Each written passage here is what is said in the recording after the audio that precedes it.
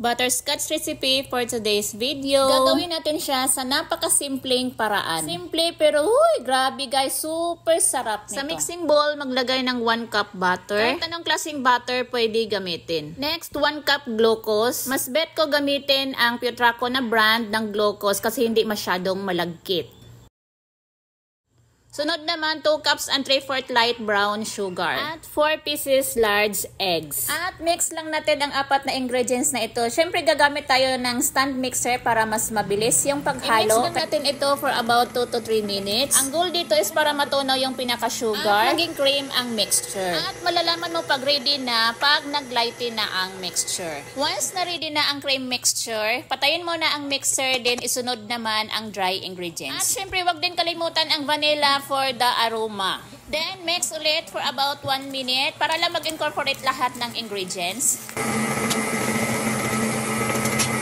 Lastly, maglagay din tayo ng 200 grams na cashew nuts. Dito sa video, baka magtaka kayo, hindi naman cashew nuts yung nilagay ko. Yes, hindi po talaga yun cashew nuts, which is peanut talaga yun siya. Naubusan kasi kami ng cashew nuts that time, and okay lang na kasi for family consumption lang naman ito. And so, ayun. So, hinalo lang ng ilang segundo. And tapos na. Ganun lang kasimple. Diba ang dali lang gawin, guys? Magagawa nyo din to kahit wala kayong stand mixer. Pwede talaga siya, guys, kahit na hand mixer lang ang gamitin. Ayan, prepare lang tayo ng 12x16 na baking pan. Lagyan ng baking paper or wax paper at ibuhos na kaagad lahat ng mixture.